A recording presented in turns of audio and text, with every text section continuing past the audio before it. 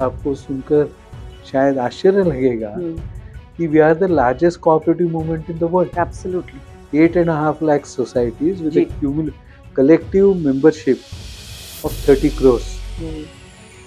हम अपेक्षा कर रहे थे कोऑपरेटिव सेक्टर के लोग कि जब 91 में रिफॉर्म्स का सत्र शुरू हुआ अपने यहाँ, तो cooperatives will also benefit, but unfortunately private sector, multinationals और गवर्नमेंट की कुछ Ratna mini Ratna public sector undertaking, उनको कुछ लाभ हुआ रिफॉर्म से।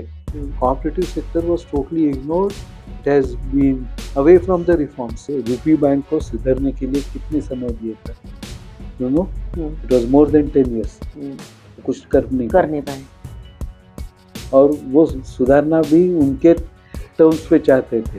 How can it happen? उसी कारण वो बैंक बन गई। अटल जी की गवर्नमेंट आने तक हमारे यहाँ नेशनल कोऑपरेटिव पॉलिसी नहीं थी। उन्होंने पॉलिसी बनाई, फिर उसके तरफ किसी ने 15-20 साल देखा ही नहीं। कि आज हमारे देश में जो प्राइमरी एग्रीकल्चरल सोसाइटी है, उनके माध्यम से हर साल ग्रामीण एरिया में 2 लाख रुपए का एडवांस किया जाता है।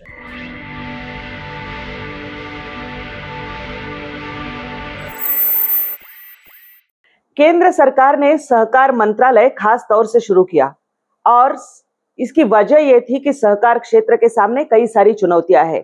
हमने देखा है कि देश में और खास तौर से महाराष्ट्र में आर्थिक स्थिति जो है वो सहकारी संस्थाओं की, छोटे छोटे जो इंस्टीट्यूशंस है उनकी, वो कहीं ना कहीं विवादों के घेरे में भी रही है और उसके बारे में उसको नियंत्रित करना, उनका जो फाइनेंशियल हेल्थ है, उनका जो आर्थिक नियोजन है, उसको ठीक तरह से रखना, तकनीकी तौर पर भी उनको अपडेटेड रखना, ऐसी कई सारी चुनौतियां थी।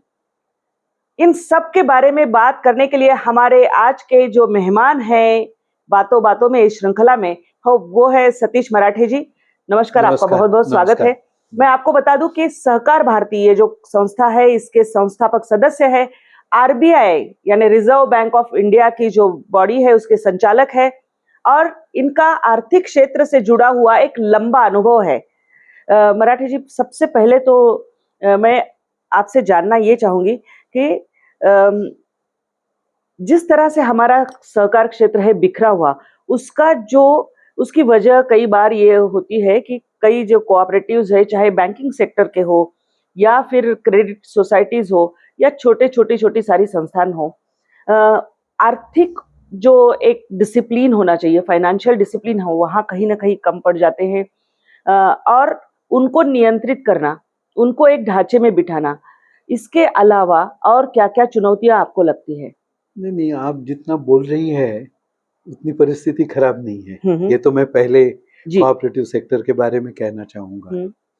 यानी आज भी आप trends and progress report reserve bank का देखेंगी तो उसके अंदर कोऑपरेटिव बैंकों के बारे में जानकारी है जी। अब आपको ध्यान में आएगा कि A and B rated banks account for almost 75% of the total business of the cooperative sector and C में है वो और 15% है जी। तो टोटल मिलकर लगभग 90% बिजनेस ये अच्छे बैंकों में चल रहा है। तो ये जो एक परसेप्शन है कि सब खराब हो गया है, बिगड़ गया है, ये गलत है। नंबर 1, हमारे यहाँ जो अड़चन है वो लीगेसी की है। 1904 में जब कोऑपरेटिव लॉ बना देश का पहले, वो सेंट्रल एक्ट था, ब्रिटिशों ने किया हुआ, पर किसानों का स्वातंत्र संग्राम में जैसे आंदोलन बढ़ा तब लोगों की अपेक्षा बढ़ने लगी कि सरकार उनके पास से टैक्स तो कलेक्ट करती है बट क्या उनको सहायता करती है। और अलग अलग स्थान पर फिर ब्रिटिश बहुत होशियार थे, स्मार्ट थे, आई वुड कॉल इट। उन्होंने कहा कि नहीं अब पावर हम डिवॉल्व कर रहे हैं सेल्फ गवर्नमेंट में। लोकल सेल्फ गवर्नमेंट्स 1934 में बन रही थी, तो अराउंड दैट टाइम उन्होंने ये सेंट्रल एक्ट को ये स्टेट सब्जेक्ट बना दिया। Okay, so it was no longer a central subject, it became a state subject और सबको स्टेट्स के ऊपर जिम्मेवारी दे दी। और स्टेट्स के पास तो कोई रिसोर्सेज ज़्यादा थे नहीं, दैट इज नंबर 1। दूसरा, हमारे यहाँ जो एक सेंट्रल एक्ट था वो निकल गया और हर एक राज्यों ने अपने अपने एक्ट्स बनाए। तो हमारे यहाँ, और वो एक्ट भी ब्रिटिशों ने अप्रूव किए हुए थे। The focus of those acts, यदि आप ठीक से देखोगी, एनालाइज करोगी, तो ध्यान में आएगा, the focus was not growth and development, the focus has been regulation and control. वो ब्रिटिशों की लीगेसी हमारे पास आई हुई, और उसी लीगेसी को पिछले लगभग 50-60 सालों से अपने देश में, हाँ, हमारी जो भी सरकारें आई, सभी पार्टियों की, उन्होंने उसी के आधार पर काम चलाया। तो बेसिकली कोऑपरेटिव के बारे में जब मैं कहता हूँ, तो मैं कहता हूँ it is A distinct form of ownership, जिसके माध्यम से लोगों की सहभागिता से हम विकास कर पाएंगे। ये तो हुआ नहीं, it became an extension, it became an arm of the government. ये हमारी दूसरी अड़चन रही है। एक तो लीगेसी का इशू था, फोकस वहाँ अलग था, फिर ये गवर्नमेंट डिपेंडेंट, गवर्नमेंट को भी लगने लगा कि हमारा ही है ये, basically these are autonomous institutions. तो ये सब होने से, और साथ में सबसे बड़ी अड़चन यहाँ जो रही है वो कैपिटल की है।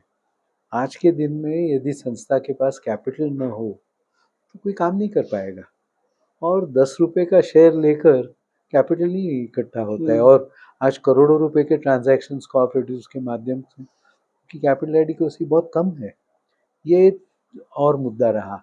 और फिर रहा कि हमारे जैसे अन्य इकोनॉमिक एंटरप्राइजेस में, बिजनेस एंटरप्राइजेस में, there is in a way separation of ownership and management. Owners जो है वो डायरेक्टर्स रहते हैं, और मैनेजिंग डायरेक्टर और सीईओ जो रहता है with his team of managers, ये प्रोफेशनल एडमिनिस्ट्रेशन मैनेजमेंट चलाते हैं। कोऑपरेटिव्स में डायरेक्टर्स ही ओनर भी थे ही पहले से जी, because they represented shareholders, और वही मैनेजर बन गए when they had no expertise to run the institutions. तो ये सब इश्यूज जो हैं ये सब रहे, और साथ साथ में टेक्नोलॉजी का जो इंडक्शन इस एक्टिविटी में होना था ये बहुत कम हुआ। उसके लिए लगने वाली इन्वेस्टमेंट भी उनके पास नहीं थी, ना लोग थे, और उसके कारण ये क्यूमुलेटिव इफेक्ट से सहकारिता जिस मात्रा में देश के विकास में कंट्रीब्यूट कर पाएगी उतना कर नहीं पा रही है। ये सबसे बड़ी अड़चन है।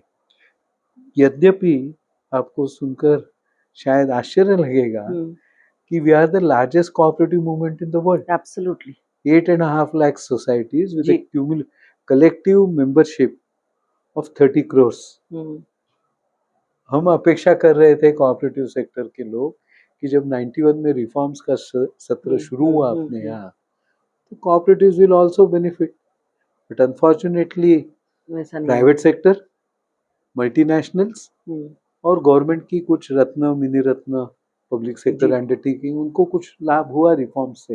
Cooperative sector was totally ignored, it has been away from the reforms. ये सब कारणों से कोऑपरेटिव सेक्टर आज जिस गति से बढ़ सकता था, वो नहीं होना चाहिए था, वो नहीं हो पाया। फिर एक और बात ये आती है कि अमूमन हमने देखा कि सहकारिता से समृद्धि ये कहीं ना कहीं मंत्र था।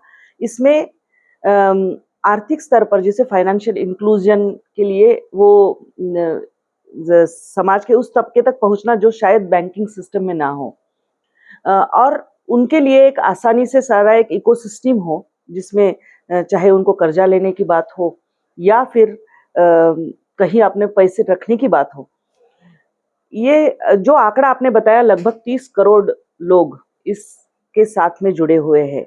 तो जिस तरह से क्षेत्र ये पिछले कुछ वर्षों में सुर्खियों में रहा एक तरह से, तो वो ज्यादातर आर्थिक अनियमितता के कारण सुर्खियों में रहा, कुछ चाहे बैंक हो या ये। और फिर लोगों के मन में कहीं ना कहीं, एक आम आदमी के मन में ये परसेप्शन जरूर आया कि मैं कोऑपरेटिव में पैसा रखूंगा तो डूबेगा या क्या हो जाएगा। कुछ बैंकों के उदाहरण भी ऐसे हुए। तो ऐसी स्थिति में इस सारी स्थिति को नियंत्रित करने के लिए और इस परसेप्शन को हटाने के लिए भी जो सक्सेस स्टोरीज है उनको सामने लाना या नियंत्रित इस तरह से रखना, क्योंकि अभी तो नियंत्रण आया है एक तरह से कि पैसा लोगों को मिल सकता है। अगर बैंक का कुछ प्रॉब्लम भी हुआ तो कहीं इंटरवेंशंस है, क्या आप बताएंगे? नहीं, देखिए कोऑपरेटिव सेक्टर जो है जी, उसको दो हिस्सों में हमको बांटना चाहिए। एक है फाइनेंशियल और Financial. दूसरा है non non financial. Financial financial NBFCs, sector yes. जो हैं जी उसके अंदर कौन से आते हैं?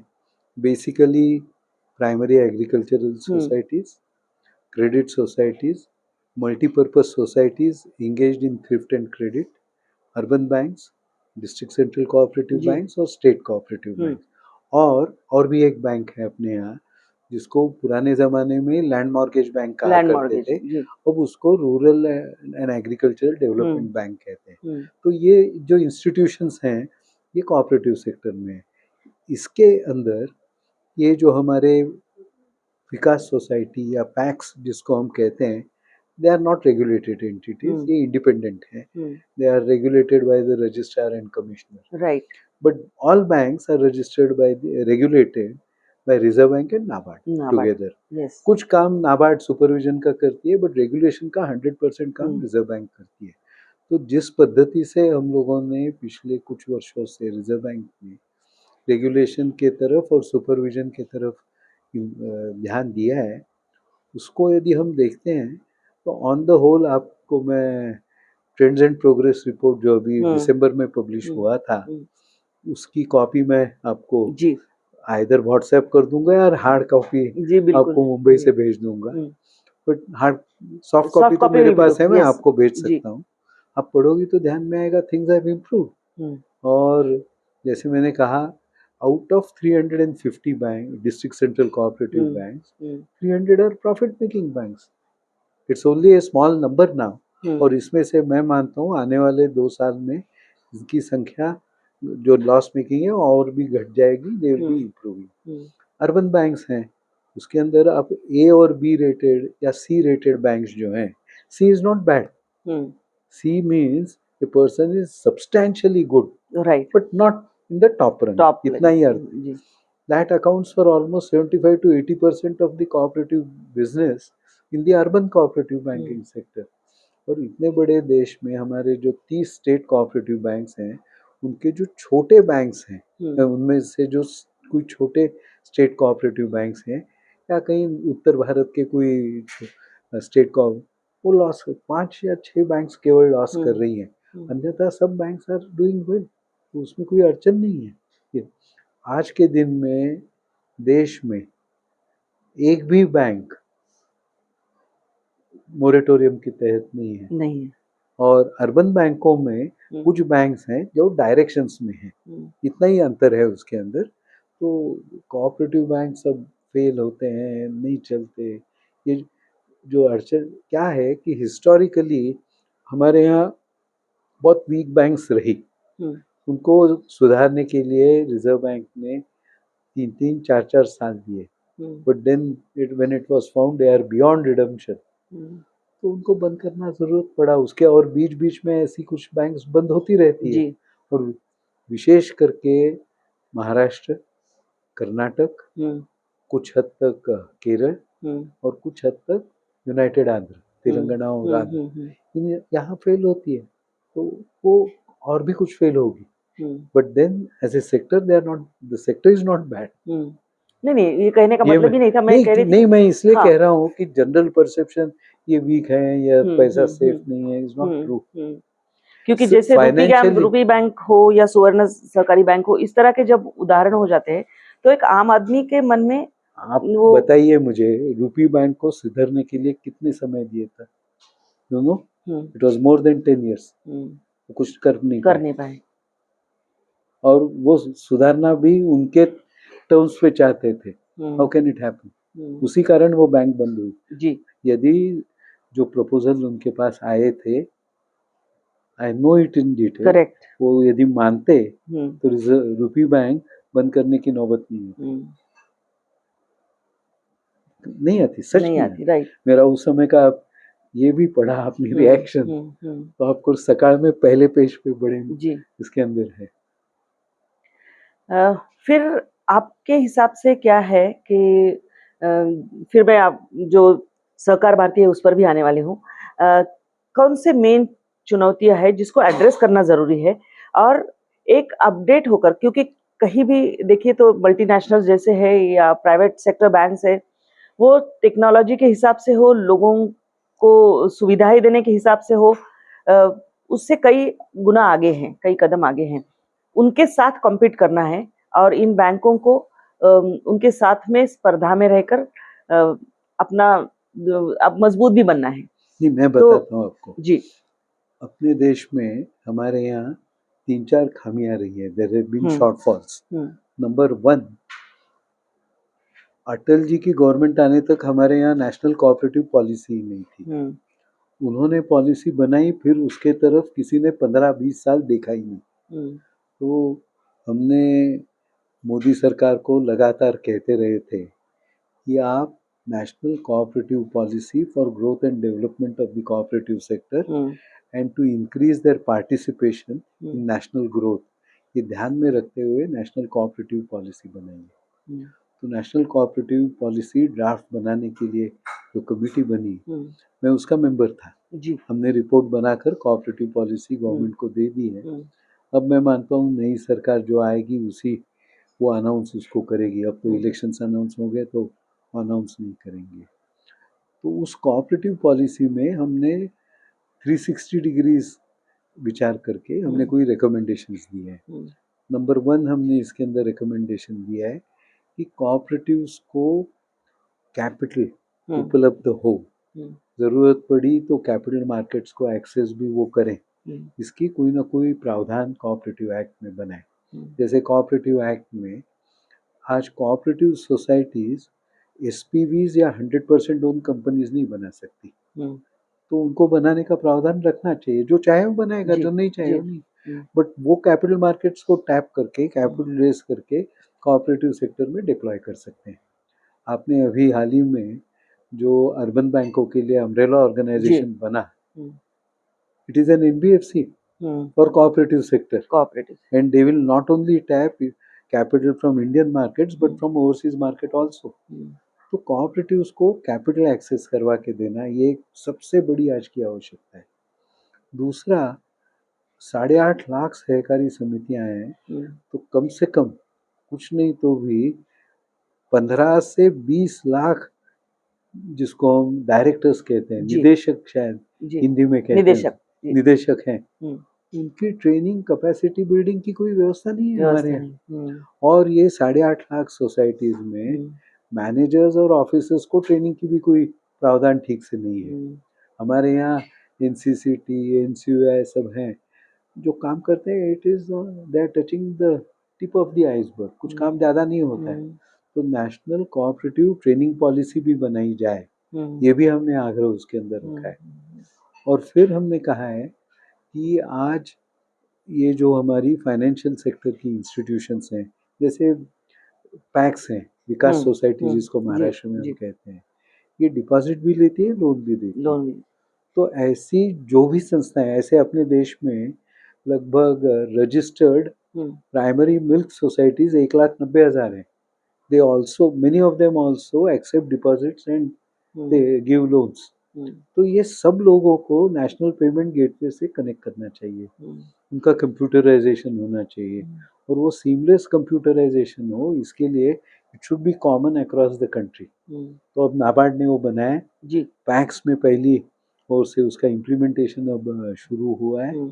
आने वाले दिनों में ये primary milk societies, fishermen societies, weavers societies, ये सब जो इकोनॉमिक एक्टिविटी बड़ी मात्रा में छोटे लोगों का मतलब है लिमिटेड रिसोर्सेज जिनके हैं, उनको लेकर जो काम करती है, they will become a part of the national payment gateway through the district central cooperative banks through technology.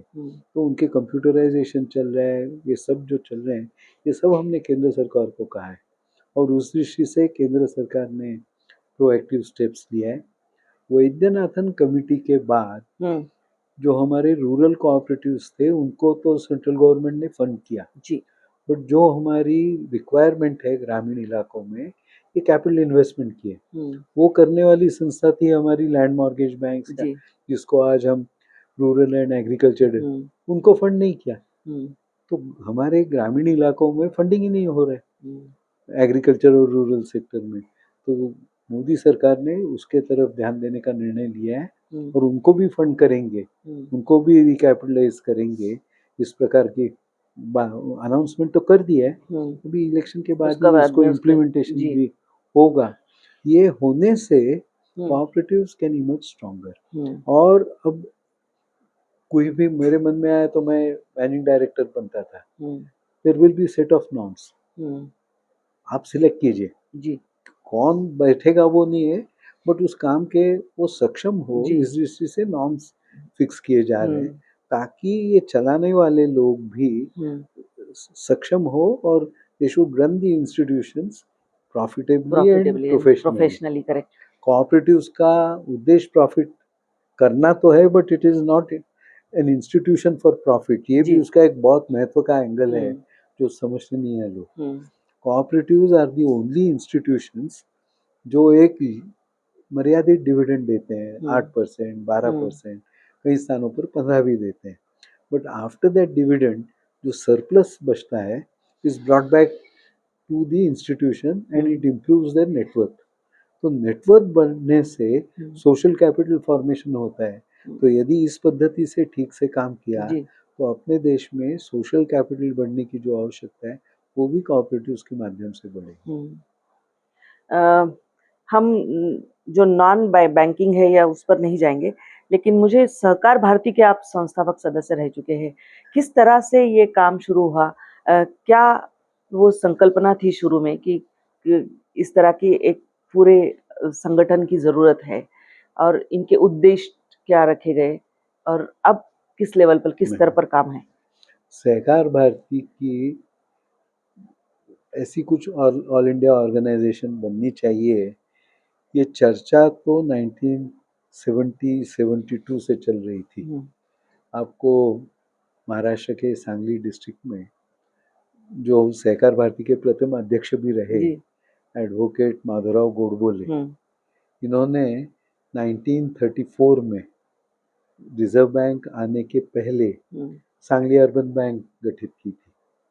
उन्होंने ही इलेक्ट्रिसिटी डिस्ट्रीब्यूशन कंपनी फॉर्म की थी और वो वैकुंठ भाई मेहता उनके साथ कोऑपरेटिव सेक्टर में काम करते थे, वकील भी थे, स्टेट कोऑपरेटिव बैंक के डायरेक्टर थे, एक टर्म वो एमएलसी भी रहे।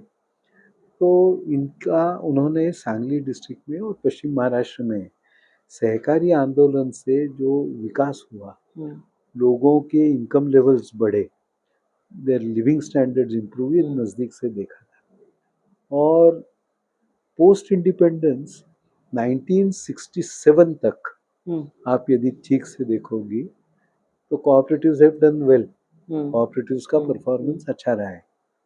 बट 67 में उसके बाद 3 साल, क्योंकि आपको ध्यान में होगा शायद 65 में पाकिस्तान के साथ वॉर हुआ जी और 67 में और उसके बाद लगातार 2-3 साल अपने यहाँ पूरे देश में बहुत भारी अकाल भी हुआ था। और उसी समय वो PL480 अमेरिकन और वो मिलो की गेहूं या जवार, लाल जी, ये सब, लाल जवार, लाल तो गेहूं। ये सब हो रहा था। तो उस समय जो हमारे प्लानिंग कमीशन था उन्होंने रोलिंग प्लान 1-1 साल का ही बना रहे थे, उस 3 साल बनाए वैसे। और वो 67 में उन्होंने 2 शब्द कोऑपरेटिव्स के पहले डाल दिए, कोऑपरेटिव्स टू बी प्रमोटेड, और आगे डाल दिया इफ पॉसिबल। अच्छा, ये 2 शब्दों ने कोऑपरेटिव सेक्टर का बहुत बड़ा नुकसान किया। इफ पॉसिबल डालने से तो एक वॉलंटरी या इच्छिक तौर पर नहीं, फोकस शिफ्ट हो गया सब प्रकार से। और इससे माधवराव जी बहुत चिंतित थे और उन्होंने 2-3 साल में देखा है तो ठीक नहीं चल रहा है। और 72-73 में उन्हें अलग अलग सहकारी कार्यकर्ताओं से बात करना शुरू किया और तय किया कि हम कुछ ना कुछ करेंगे। ये करते करते 75 आ गया। मेरा उनसे संबंध अराउंड दैट टाइम आया और 75 में इमरजेंसी आई। तो इंक्लूडिंग माधवराव गोडबोले हम सब जेल में चले गए इमरजेंसी को विरोध करने के कारण। जेल के बाहर आने के बाद फिर उन्होंने वो विषय छोड़ा नहीं, वॉज +80 एट दैट टाइम। तो उन्होंने शुरू किया, फिर हम लोग उससे लगे और जिस प्रकार का कोऑपरेटिव एक्ट में अमेंडमेंट्स होते जा रहे थे वो ध्यान में रखकर हमने सहकार भारती का एक ट्रस्ट के रूप में हमने फॉर्मेशन किया और सहकार भारती का आपको ये कहूँ तो it is a unique organization of both cooperatives and cooperators. आप किसी भी कोऑपरेटिव एक्ट में देखोगे तो जो फेडरल बॉडीज है डिस्ट्रिक्ट स्टेट या नेशनल लेवल की, उनमें खाली कोऑपरेटर्स का बात है। We are an organization of both cooperators and cooperatives. इस प्रगति से हमने की 78 में काम किया, 7 जनवरी में रजिस्ट्रेशन मिला 79 में, और तब से मैं 78 यानी जब फॉर्मेशन हो रहा था तभी से कोऑपरेटिव सहकार भारती से जुड़ा हूँ।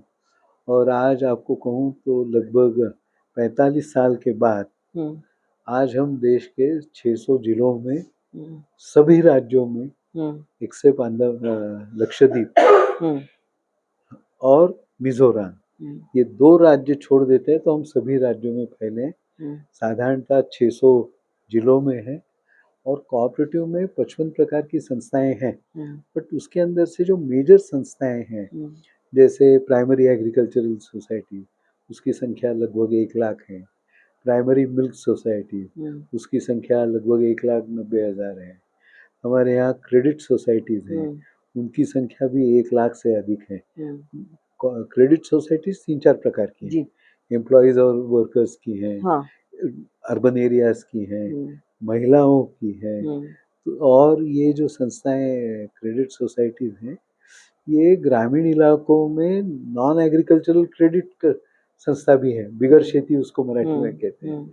तो ऐसी ये 1 लाख संस्थाएं हैं। फिर हमारे यहाँ बड़ी मात्रा में फिशरीज हैं, उसकी संख्या लगभग 20,000 है। हमारे यहाँ वीवर्स कोऑपरेटिव्स हैं, अलग अलग राज्यों में पॉकेट्स में है वीवर्स की संख्या। तो ये सब संस्था जो है इसके हमारे सेल्स हैं। हाउसिंग सेक्टर देश के दृष्टि से बहुत अहम भूमिका है, क्योंकि सबको रहने के लिए अपने समाज के सब लोगों को घर मिले, ये भी आवश्यकता है। और शायद आपको जानकारी होगी, आफ्टर एग्रीकल्चर कंस्ट्रक्शन एक्टिविटी और real estate sector which covers housing provides maximum employment. True. And about 50-55 industries are directly dependent on the real estate sector. तो हाउसिंग की लगभग 3 लाख संस्थाएं हैं। तो ऐसे जो सब प्रमुख संस्थाएं हैं, फिर शुगर फैक्ट्रीज हैं, जूट प्रोसेसिंग है, मार्केटिंग है, ऑयल प्रोसेसिंग है, इन सबको रिप्रेजेंट करने वाली है सहकार भारती एक नेशनल ऑर्गेनाइजेशन के रूप में उभर कर आई है। And today we are the largest NGO in the cooperative sector. आज हमारे साथ 40,000 से अधिक सहकारी समितियां सब प्रकार की जुड़ी हुई हैं। And we regularly engage on their behalf with all regulators, with state governments, central governments. और हमारा जो ये आज प्रयास चल रहा है उसके कारण बहुत सारे इश्यूज रिजॉल्व भी होने अब शुरू हुए हैं। तो सहकार भारती का एक ऑल इंडिया ऑर्गेनाइजेशन है, स्टेट यूनिट्स हैं, और हमने हमारे काम में, आपको मैं अभी तो नहीं दे सकता क्योंकि मेरे पास तुरंत नहीं है, बट ट्रस्ट डीड की हमारी एक विशेषता है, उसके अंदर हमने एक डिक्लेरेशन डाला है कि हम क्यों सहकार, एम्स एंड ऑब्जेक्ट्स तो रहते हैं और एक्टिविटीज एंड प्रोग्राम्स रहते हैं, बट वाई सहकार भारती एक डिक्लेरेशन हमने दिया है। वो हम कहते हैं कि देश का विकास लोगों के बड़ी सहभागिता से डिसेंट्रलाइज्ड इकोनॉमिक यूनिट्स के माध्यम से हम कर पाएंगे।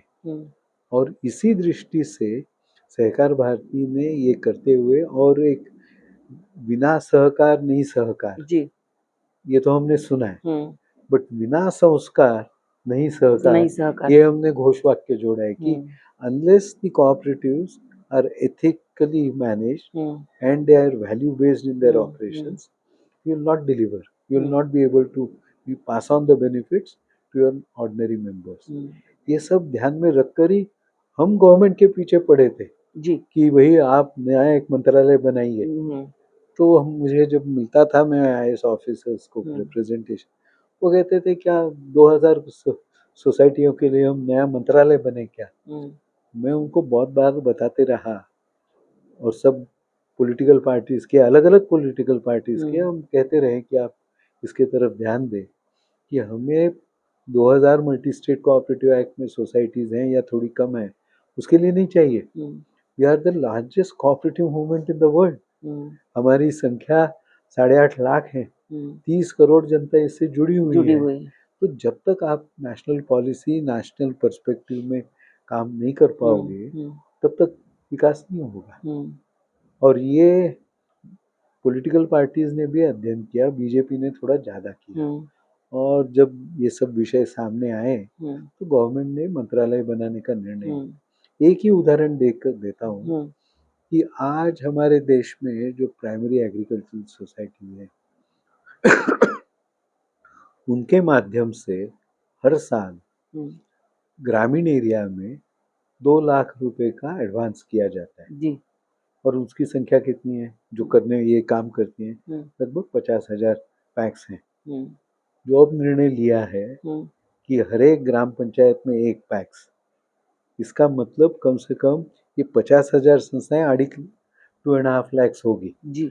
और यदि हर एक इसी प्रोपोर्शन में हम दें तो annual flow of funds to the rural sector will be not less than 10 lakhs over a period of next 5 years। अपने देश में जो इंस्टीट्यूशनल और ग्रोथ है वो इंस्टीट्यूशनल फाइनेंस के साथ हुआ है। तो इंस्टीट्यूशनल फाइनेंस जब ग्रामीण इलाकों में जाएगा तब वहाँ की सब एक्टिविटी को गति मिलेगी, वहाँ डायरेक्ट और इनडायरेक्ट एम्प्लॉयमेंट बढ़ेगी, वहाँ की इनकम लेवल्स बढ़ेगी और ओवरऑल जीडीपी ग्रोथ जो है वो हम गति से और बढ़ा पाएंगे। साउथ ईस्ट एशिया के हमारे जो जिनको हम एशियन टाइगर्स कहते हैं, उन्होंने देश स्वतंत्र होने पर ग्रामीण इलाकों पर और शहरी भागों पर दोनों पर कॉन्सेंट्रेट किया। हमने जितना ग्रामीण इलाकों के ऊपर कॉन्सेंट्रेट करना चाहिए था वो नहीं किया। वो अब होने की एक बहुत बड़ी संभावना इस नए सहकारिता मंत्रालय के माध्यम से निर्माण हुई। तो मेरा सवाल ही रहने वाला था कि सहकारिता मंत्रालय आने के बाद में किस तरह से फर्क होने की आसार आपको नजर आ रहे हैं? आपने एक तरह से उसका जवाब नहीं, तो जरूर होगा जी। नहीं, एक तो नेशनल कोऑपरेटिव पॉलिसी बन गई है। अपने यहाँ बहुत बार चर्चा होती है कि किसानों के ऊपर जो इंटरेस्ट बर्डन आता है वो कम करना हो तो डीलेयरिंग करना चाहिए, डिस्ट्रिक्ट सेंट्रल कोऑपरेटिव बैंक्स को हटा देना चाहिए तो इंटरेस्ट बर्डन होगा, कम होगा। तो इसके बारे में भी गवर्नमेंट ने एक कमिटी अपॉइंट की है कि whether we should have 3 tier structure और व्हाट स्ट्रक्चर। एसटीसीएस। तो उसका भी मैं मेंबर हूँ। जी बिल्कुल, एसटीसीएस के बारे में आपको उसका मैं मेंबर हूँ। हमने वो भी रिपोर्ट फाइनल कर दी है।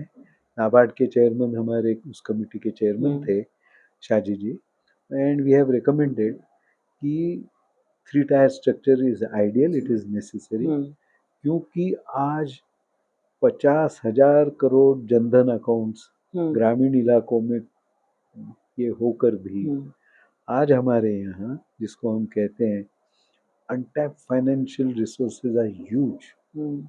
हमारे यहाँ लगभग 1 लाख 2 लाख लगभग आरआरबीज की ब्रांचेस वगैरह हम ऐड करते हैं तो 2 लाख बैंक्स ब्रांचेस हैं। बिजनेस कॉरेस्पॉन्डेंट्स की संख्या 20 लाख हुई है। इतना होते हुए भी there is huge cash in everybody's house जी, क्योंकि वो जाकर पैसा जमा ही नहीं कर पाते हैं या ऑर्गेनाइज फाइनेंशियल सिस्टम में नहीं आ रहा है। तो हमने उनको कहा है कि उसका rural credit, rural deposit tapping के लिए बनाइए। मैं अपेक्षा कर रहा हूँ कि नई सरकार से डिपॉजिट इंश्योरेंस फॉर कोऑपरेटिव्स के लिए नया डिपॉजिट इंश्योरेंस कॉर्पोरेशन वो बनाए ताकि जो पैसा है वो सिक्योर्ड हो ग्रामीण इलाकों का भी, and it should become a part of the financial system. ये होने की बात है। नेशनल कोऑपरेटिव पॉलिसी की है, ट्रेनिंग की बात है। नेशनल लेवल पे कोऑपरेटिव्स को लोन देने वाली एक ही इंस्टीट्यूशन है जिसका नाम है एनसीडीसी। राइट, एक समय में उसका भी डायरेक्टर रहा हूँ। तो इस एनसीडीसी की अड़चन है, उनके पास वो तो मार्केट से बोरो करके लोन देते हैं तो ऑब्वियसली दे आर कॉस्टली। तो हम उनको कह रहे हैं कि इसको फाइनेंशियली स्ट्रेंथन करना चाहिए ताकि कॉम्पिटिटिव रेट्स में कोऑपरेटिव्स को लोन मिले। दे शुड बी ऐसा भी कुछ व्यवस्था आगे बन सकती है कि डिपॉजिट पैक्स इकट्ठा करे, उसको सर्विस चार्ज या कमीशन कुछ मिले। These deposits will be parked with NCDC. And NCDC का कॉस्ट जो है फंड्स का वो कम हो तो कोऑपरेटिव को लेंडिंग बने। तो एक नेशनल लेवल के बड़ी फंडिंग करने की एक व्यवस्था इस सरकार से हम इस नए मंत्रालय से कर रहे हैं। बजटरी सपोर्ट आएगा, टेक्नोलॉजिकल अपग्रेडेशन के लिए आएगा, तो बहुत सारी चीज़ें बनेगी। और नई पहल करने की इन्होंने 3 सोसाइटी अभी बनाई है, जिसको सीड्स के लिए और ऑर्गेनिक आइटम्स के लिए, एक्सपोर्ट के लिए। तो ये ऐसी और स्पेशलाइज्ड इंस्टीट्यूशंस की आवश्यकता है, हम बढ़ा सकते हैं। जैसे मोदी जी पंतप्रधान अमूल के कार्यक्रम में गए तो उन्होंने कहा हम विश्व के सबसे बड़े दूध उत्पादक हैं, इससे तो हमें आनंद है, but we should be the dairy to the world. और मिल्क का शॉर्टेज विश्व में सब स्थानों पर है, फॉरगेट विश्व, भारत में केवल वेस्टर्न इंडिया में कॉर्पोरेट मिल्क सोसाइटीज हैं, सेंट्रल, नॉर्थ, ईस्ट और हमारा north east there is no milk. Adulteration milk powder में भी वहाँ होता है, फॉरगेट लिक्विड मिल्क। तो बहुत संभावनाएं हैं। फिशरीज 3000 कोस्टल लाइन है हमारी, और हमारे यहाँ लोग नहीं जानते, बट लाखों वाटर बॉडीज हैं देश में जी, जिसके यहाँ फिशिंग हो सकता है, फिश प्रोसेसिंग हो सकता है। तो ये बहुत सारी चीजें इसके माध्यम से हो सकती है। बहुत व्यापक विषय है, और मुझे इस साक्षात्कार के दौरान एक बात ध्यान में आई कि हमारे दर्शकों के लिए बहुत आसान भाषा में उनको ये सारी चीजें समझाने का एक श्रृंखला ही आपके साथ शुरू हो सकती है। आज आपने बात की, बहुत बहुत धन्यवाद। आपसे इसी तरह फिर से मिलने का मौका ढूंढते रहेंगे। तो बता रहे थे मराठा जी कि जिस तरह से एक आम आदमी जब सहकार क्षेत्र की ओर देखता है तो कोई बैंक में कभी समस्या हो जाती है, कुछ लोग कतार में खड़े हो जाते हैं, तो उनका देखने का एक नजरिया बन जाता है। हम बाहर से जिस तरह से सोचते हैं वो एक अलग बात होती है परसेप्शन की, और अंदर से वो कितने सुधार लाए जाने की संभावनाएं हैं। केंद्र सरकार खास तौर से सहकारिता जो मंत्रालय है उसके बाद में कई सारी ऐसी बातें और कई सुधार लाने की कोशिश कर रहा है, जिसके चलते ग्रामीण क्षेत्र में लोगों की सहयोगिता और भागीदारी सहकार क्षेत्र में बढ़े। इस तरह की बातें, इस तरह की बातचीत हम आपके सामने लाते रहे थे।